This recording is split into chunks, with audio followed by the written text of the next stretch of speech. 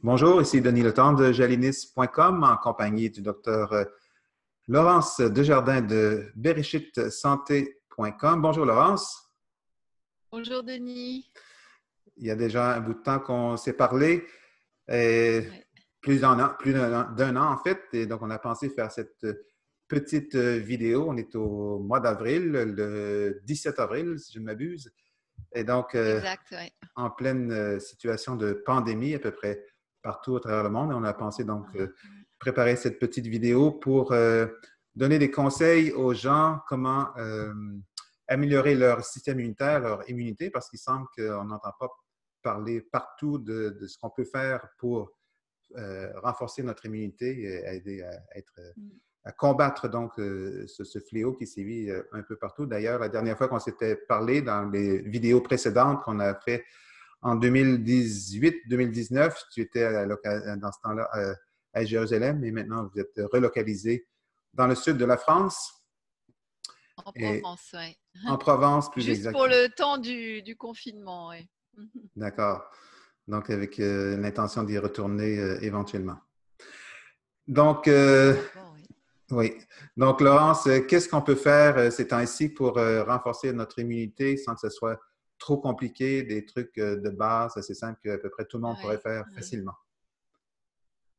Alors, il y a une base extrêmement importante que je conseille à tout le monde, qui est facile, qu'on devrait faire de toute façon tous les ans, mais à plus forte raison dans ces circonstances, c'est prendre de la vitamine D. D comme Daniel, vitamine D3. Parce qu'elle est ce qu'on appelle immunomodulatrice, c'est-à-dire que le système immunitaire, il peut être trop faible, donc à ce moment-là, elle le fait remonter, mais il peut réagir aussi de manière trop intense. Et il semblerait que dans le coronavirus, comme on peut voir dans la grippe aussi, les formes graves se développeraient en grande partie, en tout cas, à cause de cette réaction excessive. Alors, chez les gens très affaiblis, c'est parce que le système immunitaire est trop faible. Mais chez les gens jeunes, les réactions graves sont souvent dues à une réaction excessive. On a un orage cytokinique pour les gens qui ont un peu des connaissances médicales, qui entraîne des lésions des vaisseaux, des poumons, même parfois dans le cerveau, sur la peau. Donc, c'est très, très important. Il faut le prendre à dose efficace. La dose efficace, normalement, c'est 40 unités par kilo et par jour. 40 Alors, on le unités par prend, kilo et par jour. voilà. Alors, on le prend en général en gouttes. Euh, voilà. C'est comme ça, on a une dose régulière. Il y a des gens qui prennent une ampoule chaque mois, mais bon, on a une forte dose au début, une faible dose à la fin, c'est moins bien. D'accord. Et il faut le faire de mi-octobre à mi-mai de toute façon pour tout le monde normalement parce que c'est une vitamine qui est synthétisée par le soleil et que c'est des périodes où il n'y a pas de soleil. Alors au Québec, peut-être même un petit peu plus tard, je pense jusqu'au mois de juin, il faut se supplémenter. Les gens qui n'ont pas pris de vitamine D au cours de l'hiver, ils peuvent doubler la dose pendant un mois pour être sûr d'être vraiment bien dosé. Et c'est très important autant pour les jeunes que pour les gens âgés. Parce que les gens jeunes qui attrapent le coronavirus et qui font des formes graves, c'est souvent parce qu'ils sont carencés en vitamine D. À partir de quel âge on peut faire ça? Normalement, il faut le donner du nourrisson nouveau-né jusqu'à la fin de sa vie, mais à la dose adaptée, quoi, hein. Donc, donc on Pour répète les que nourrissons, il y a des formes pédiatriques qu'il faut demander en pharmacie, mais il n'y a pas d'âge en fait. C'est vraiment pour tout le monde, tous les ans, de la naissance à la fin de la vie. donc, tu mentionnes 40 unités par kilogramme par jour. Exact. Et Voilà. ça, c'est la vitamine D3 parce qu'il y a quelques formes de vitamine D, donc c'est important de spécifier que tu parles de la vitamine D3. Voilà, il y a la vitamine D2 aussi qui est vendue parfois et il faut que le corps la transforme en vitamine D3. Alors, selon le fonctionnement de nos reins, de notre foie, c'est plus ou moins efficace. Donc, c'est mieux de prendre directement la forme active. La En vitamine général. D, c'est disponible parfois sous forme de comprimés. Si quelqu'un ne trouve pas les gouttes ou parfois c'est des gélules, est-ce qu'il c'est aussi bien comprimé ou qu'est-ce que tu suggères? Oui, oui, comprimé, gélule. L'important, c'est d'être à dose efficace, quoi. D'accord. Voilà. Et ça doit être pris en même temps qu'un repas ou ça n'a pas d'importance? Alors, si c'est associé à de l'huile, ça n'a pas tellement d'importance parce que c'est une vitamine qui est bien absorbée avec les corps gras. Si elle n'est pas associée à de l'huile, alors il vaut mieux le prendre pendant un repas où il y a un peu de matière grasse. D'accord. Je remarque que l'enregistrement, il y a peut-être des défauts là, que les gens vont remarquer parce qu'il y a un problème de bande passante. Beaucoup de monde sur Oui, l'Internet et je marque que la bande passante est limitée euh, possiblement chez moi ou chez vous. Mais bon, la voix semble oui. bonne, donc on va continuer. On s'excuse s'il y a des problèmes avec la vidéo, mais la voix semble bonne, donc on va continuer en Oui. se croisant les doigts. Euh, donc, à part la vitamine D, qui est une chose qui est facile à appliquer parce que c'est vraiment Ouais. pas cher là, comme vitamine, c'est facile de s'en procurer. À part ça, qu'est-ce qu'on C'est peut faire? facile, c'est utile et on en a toujours besoin, même quand il n'y a pas d'épidémie. Ça Donc, protège aussi en cas de grippe, etc. Donc, c'est important. oui, donc plus que jamais. Euh, voilà. À part ça, qu'est-ce Les, qu'on peut alors, faire? une autre vitamine que je conseille de prendre, pas forcément sous forme de complément si on va bien, mais c'est la vitamine C, parce qu'elle stimule aussi le système immunitaire. Donc, manger des agrumes, manger des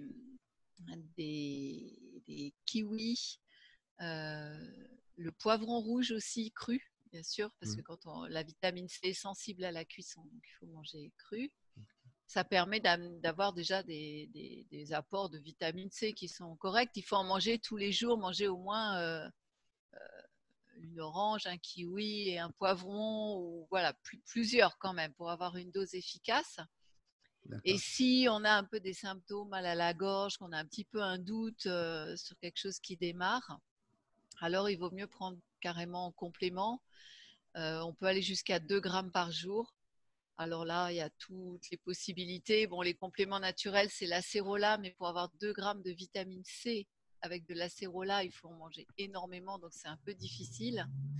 Sinon, ce qui est conseillé, c'est la vitamine C phosphorylée, qui est très liposomale, hein, qui est très bien absorbée. D'accord. Et en général, qui n'est pas trop acidifiante. Donc voilà, 2 grammes par jour si on commence à avoir des petits symptômes, mal de gorge, nez qui coule, viraux, quoi. Et ça, On voit que ça se développe. 2 grammes par jour, à partir de quel âge qu'on peut prendre cette quantité-là? C'est à partir de 12 ans en général, hein, les doses adultes.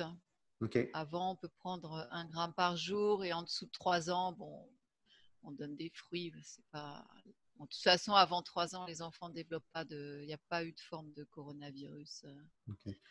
Donc, les Voilà. recommandations que tu suggères ici, ça vaut autant pour les hommes que pour les femmes? Oui, D'accord. oui, Et, oui. d'accord. Et parce qu'on est conscient qu'il y a des gens qui nous regardent en Europe, en Amérique et probablement en Afrique ou dans différents continents. Donc, c'est des choses Ouais. qui sont universelles, si on peut dire. Tout à fait, tout à D'accord. fait. Alors, une autre Parfait. chose qui est extrêmement importante, bon, je crois que c'est un petit peu plus facile là parce que peu de gens en sortent pour travailler, mais c'est de dormir suffisamment. Oui. Pour le système immunitaire, c'est essentiel. C'est quelque chose de. Alors, si on a un bon sommeil, bien sûr, Mm.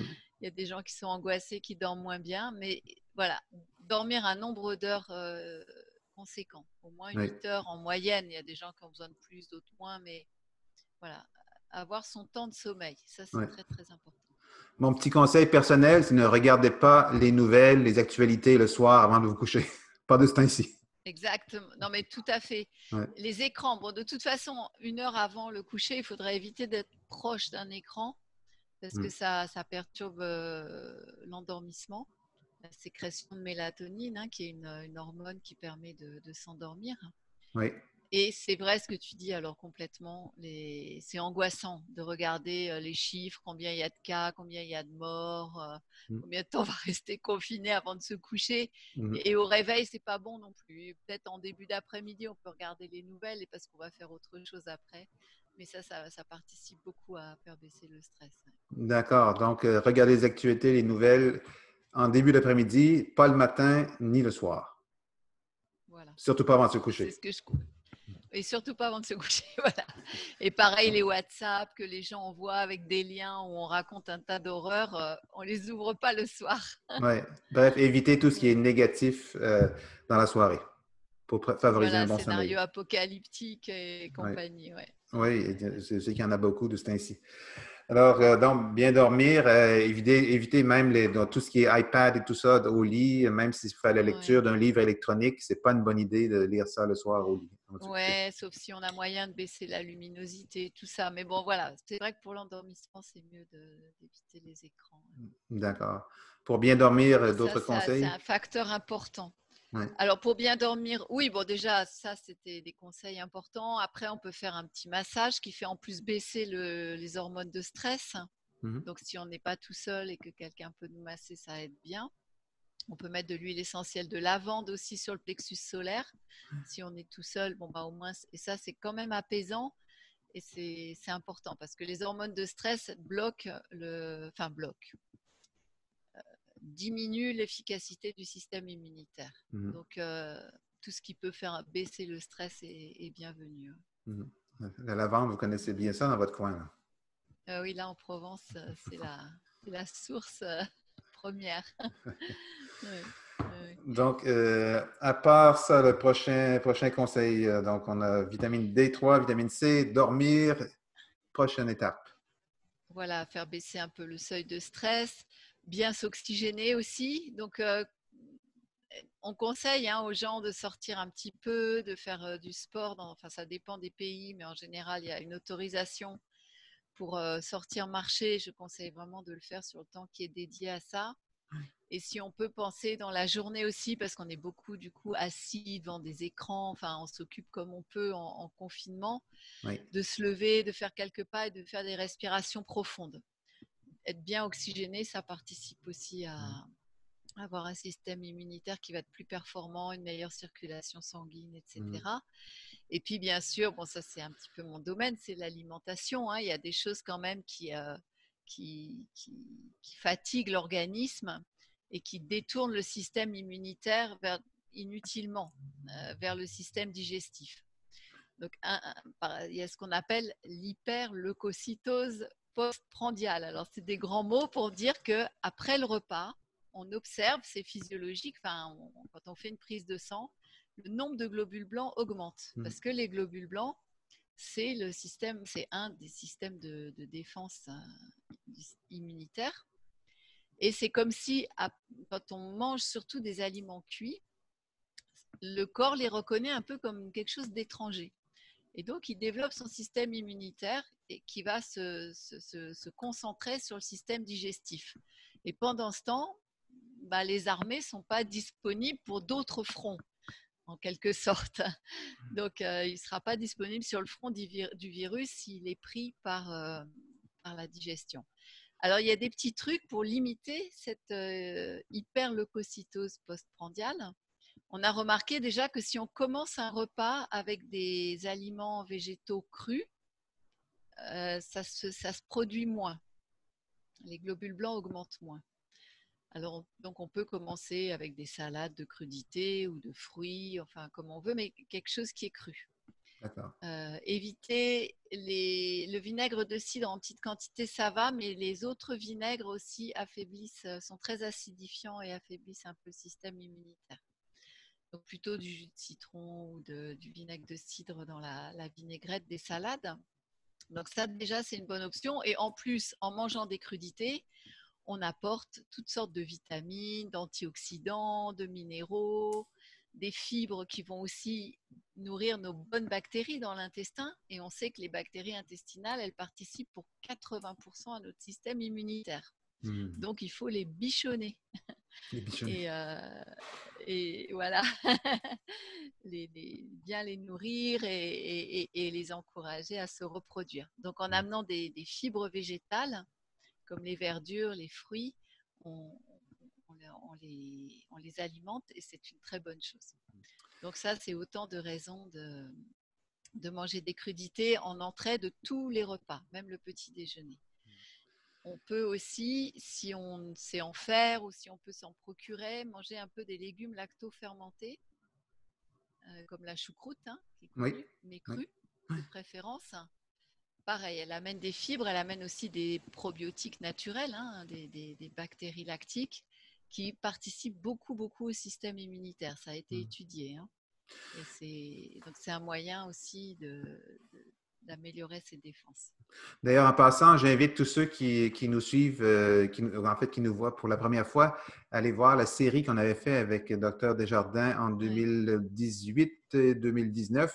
C'est disponible sur notre chaîne YouTube et aussi sur notre site web, jalinis.com.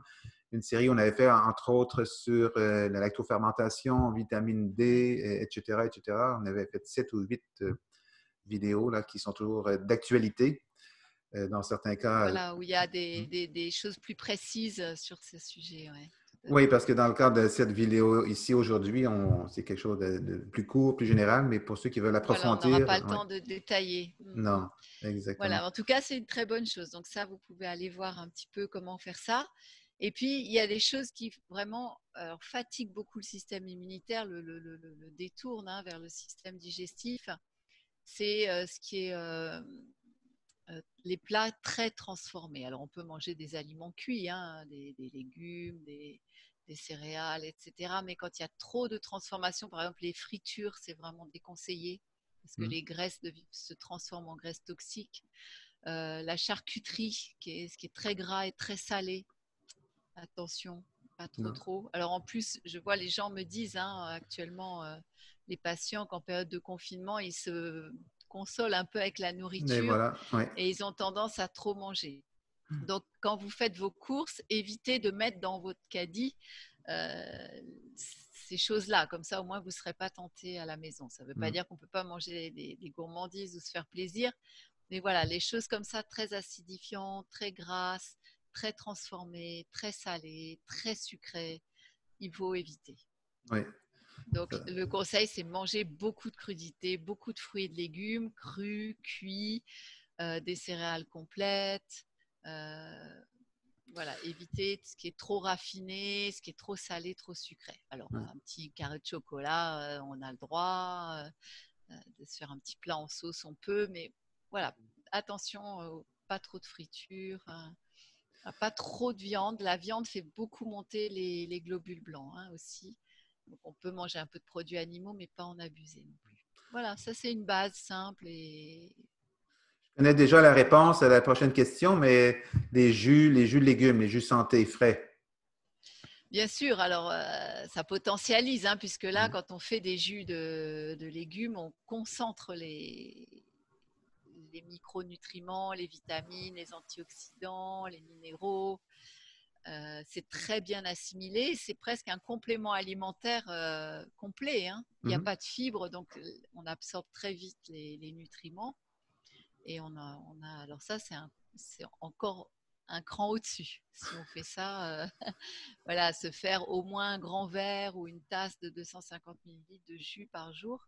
Pas mettre trop de fruits pour pas faire trop monter la glycémie, parce que comme il Mm. n'y a pas de fibres, le sucre rentre rapidement dans le sang.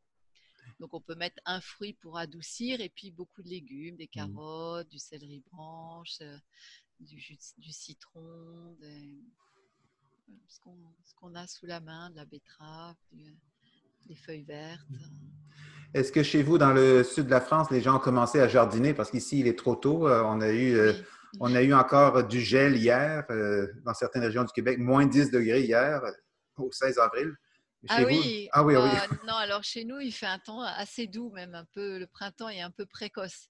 Oui. Donc, bon, ça dépend des régions, hein. Il y a les régions, on dit, où il faut attendre quand même ce qu'on appelle les seins de glace, qui sont débumés, Hmm. parce qu'il peut encore geler, mais la tentation est là et ouais, on jardine quand même déjà. On fait des semis dans les pots. Oui. J'ai l'impression que ça va jardiner plus que jamais dans les semaines à venir. Alors, il y a un désir, hein, les gens se rendent compte que finalement, c'est bien d'être pas, c'est difficile pour tout le monde d'être totalement autonome, mais d'avoir quand même une petite Hmm. production personnelle. Je sais que tu proposes aussi un petit appareil pour faire des verdures chez soi, par exemple. Tower Garden, oui. Ouais, je trouve que c'est formidable parce que même en appartement, ça veut dire qu'on peut avoir son petit jardin d'intérieur et Hmm. avoir au moins des produits frais. Euh, qui font du bien à la santé sans avoir à courir au magasin où c'est pas toujours livré parce que tous les camions circulent pas. Enfin, dans cette période-là, on se rend compte que c'est bien d'avoir un minimum de choses Oui. sur les terrasses, de planter des tomates. Mon fils fait de la permaculture, donc il développe un peu le côté jardin, terrasse, toit en permaculture. Ah, ben tiens, Et on pourrait peut-être faire donc une là, il a vidéo avec lui bientôt. ouais, ça serait intéressant. Voilà, donc faire des semis en intérieur, alors qu'avec le Garden Tower, c'est très pratique, mais on peut faire aussi, voilà, dans des petits pots, dans des jardinières, les mettre au bord de la fenêtre en attendant qu'il fasse assez chaud pour les mettre dehors. Ouais. Et c'est une très bonne chose, hein. Non, mais je vois que le temps qu'on s'était donné est pas mal, pas mal Avancer passé déjà. Ouais. pour faire changement, comme on dit. Bon, j'ai donné les bases, hein. Oui. Alors après, moi, je propose aussi en prévention et en traitement des formes non graves, des traitements avec les huiles essentielles. Oui. Donc en prévention, déjà, on peut mettre tous les matins 2 gouttes d'huile essentielle de Ravinsara, Cinanomum camphora en latin, sur les poignets.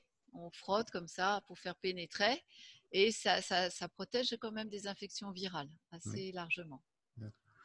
C'est En intéressant. passant, tout ce que tu viens de mentionner, ça va être disponible et encore plus dans un document que tu as gentiment préparé Voilà. et qui sera téléchargeable en format PDF sur le site web, donc sur jolinis.com. On va le rendre téléchargeable en format PDF. Donc, vous pourrez avoir ce que tu viens de partager et encore plus.